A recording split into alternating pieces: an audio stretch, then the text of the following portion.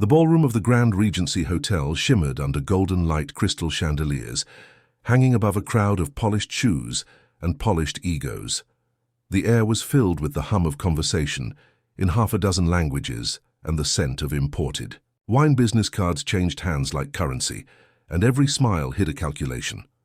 At the far end of the hall, surrounded by his nervous assistants, stood Alexander Grant, the billionaire founder of Grant Industries. He was a man who had built empires, with numbers, but tonight numbers would not save him. He had flown in from New York to close a deal worth hundreds of millions with a delegation from Tokyo. A lifetime of preparation and reputation had brought him here, yet now he stood frozen at the negotiation table because his translator, the one person who bridged his empire to the world, had failed to show. His assistants whispered frantically into phones, trying to find replacements, while the guests from Japan waited politely, their expressions unreadable. Alexander rubbed his temples, frustration rising. He could read a balance sheet in seconds, but the language barrier was now a wall too high to climb. Without this deal, his entire expansion plan would collapse. His pride refused to let him show fear, but panic crept into his chest as silence filled the room. The host approached nervously. "Sir, the investors are becoming impatient. Should we postpone?" Alexander shook his head. "No, postponing looks weak. We need a translator now." Across the room near the catering section, a young woman in a plain black uniform was arranging empty glasses. Maya had been working at the hotel for only 2 months, her job to serve food, smile politely, and disappear quietly. But she wasn't like the other waitresses. Her father had been a language professor, and she had grown up speaking 5 languages before she could drive. She had no degree, no titles, only fluency and the humility of someone who understood what silence could cost. When she noticed the chaos near the negotiation table, she hesitated, watching from the corner. One of the assistants rushed past, muttering under his breath in broken Japanese. Maya frowned softly, then called out, "Sir, you just told them the opposite of what you meant." He stopped mid-stride, turning sharply. "You speak Japanese?" She nodded, and before she could think twice, he grabbed her wrist. "Come with me." Moments later, she stood beside Alexander, who barely looked at her, his face a mask of irritation. The assistant said, "She can translate." Sir. Maya swallowed hard, then bowed slightly, addressing the guests in perfect Japanese, her tone calm and respectful. Their eyes widened in surprise, then softened with relief. Alexander's head turned sharply. As he realized she had just broken the tension, he couldn't. She switched smoothly to English. "Mr. Grant, they're ready to begin if you are." He blinked, trying to hide his astonishment. "Proceed," he said. She smiled faintly, then began translating every word with flawless precision, every tone perfectly balanced. The meeting that was seconds away from collapsing began to flow again. Laughter returned to the table. Deals began to move forward by the minute.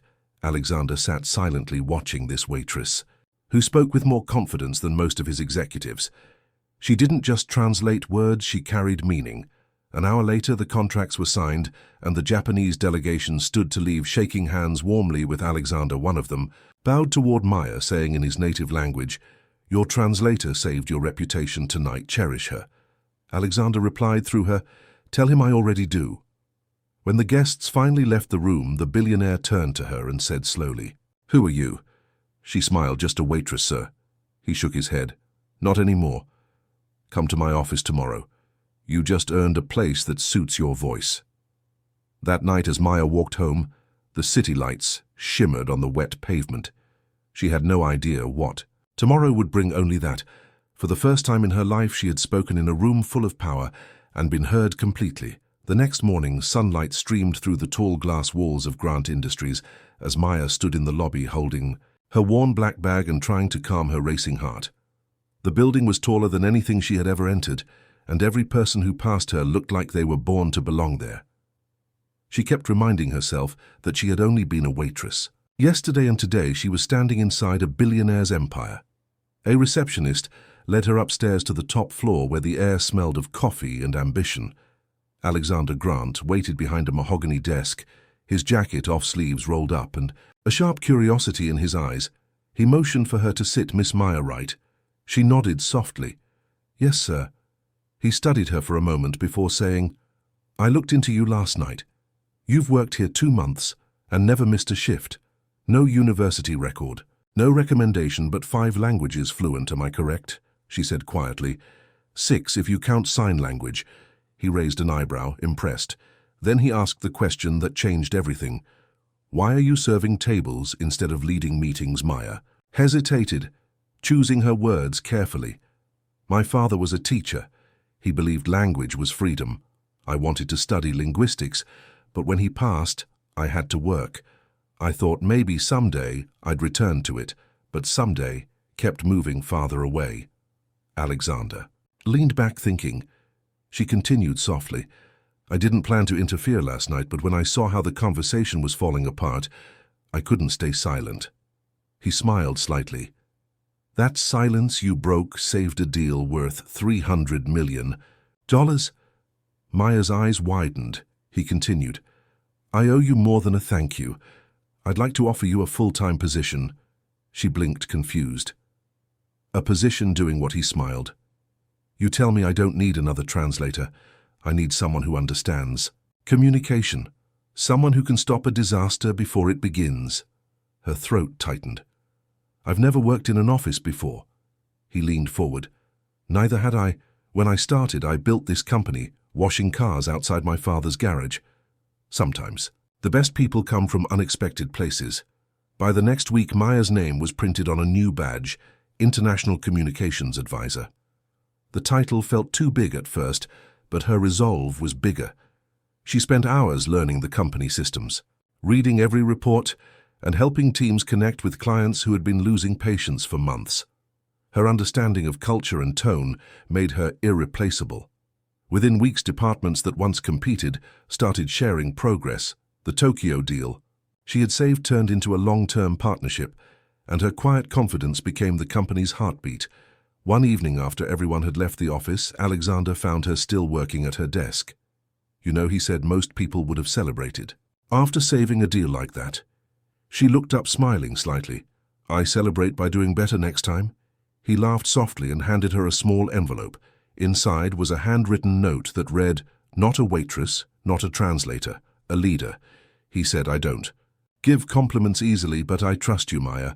You have what even I don't." She asked, "What's that?" He replied, "Humility that listens before it speaks."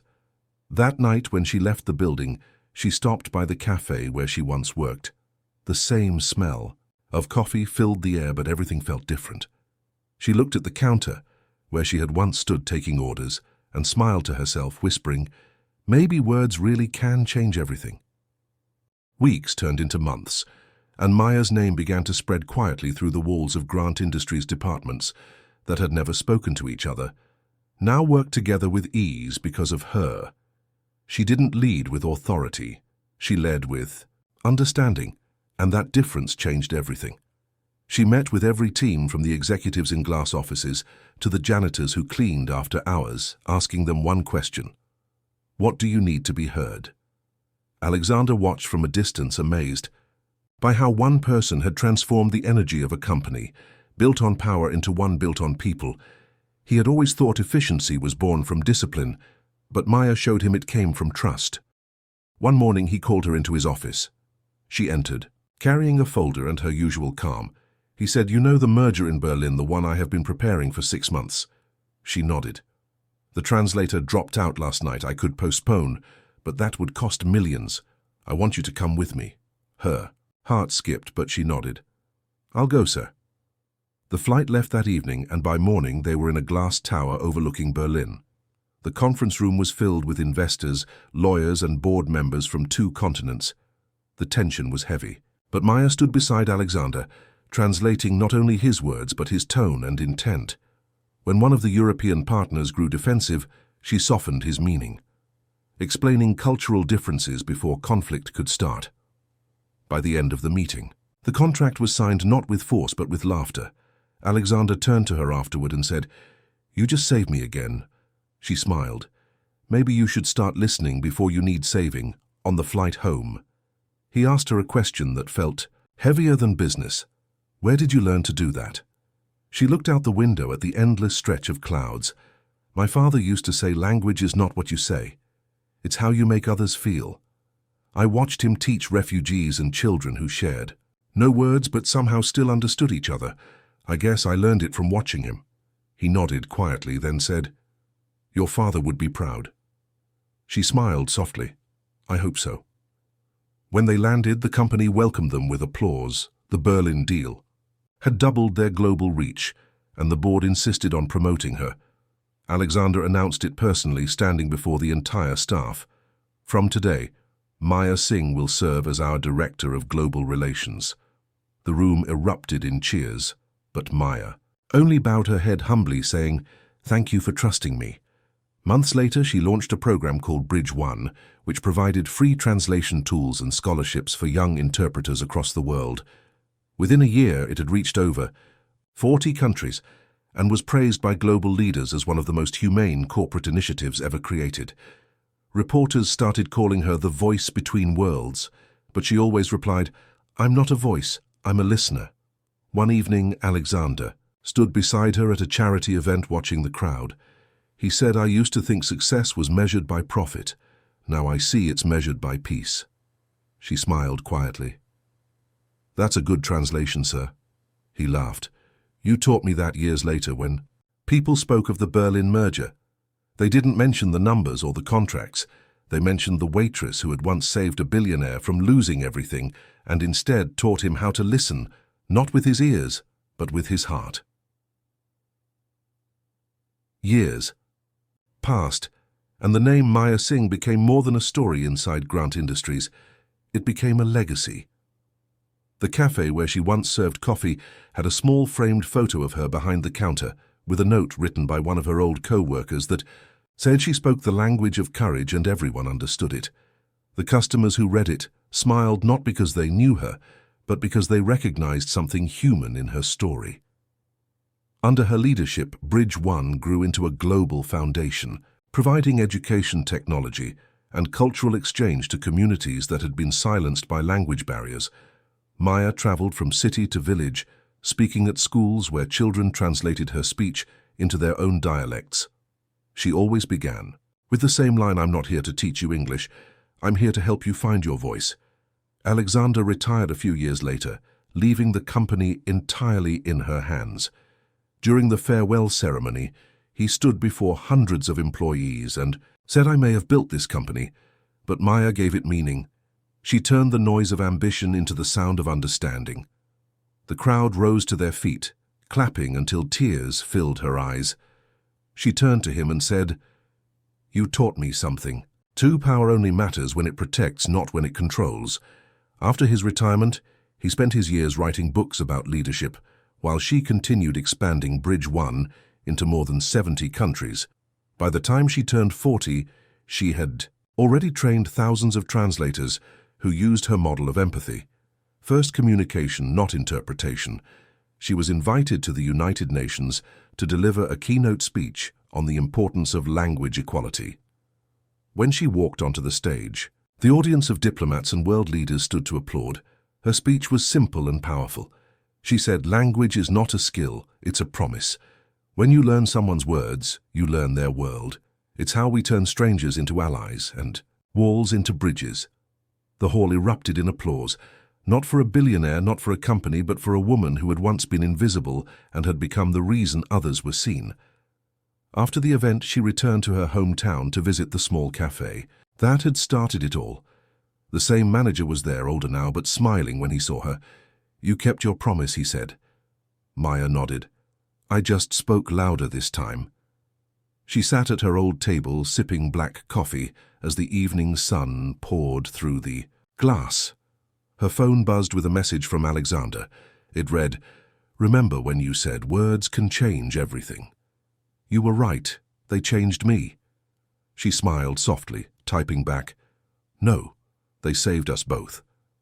As night fell, the cafe emptied, and she looked around. At the quiet room where her life had turned, a place that once smelled of exhaustion now smelled of gratitude. She whispered to herself, Maybe every voice gets its chance one day. You just have to keep speaking until someone listens, years later when she retired. Bridge 1 had become the largest cultural foundation in the world.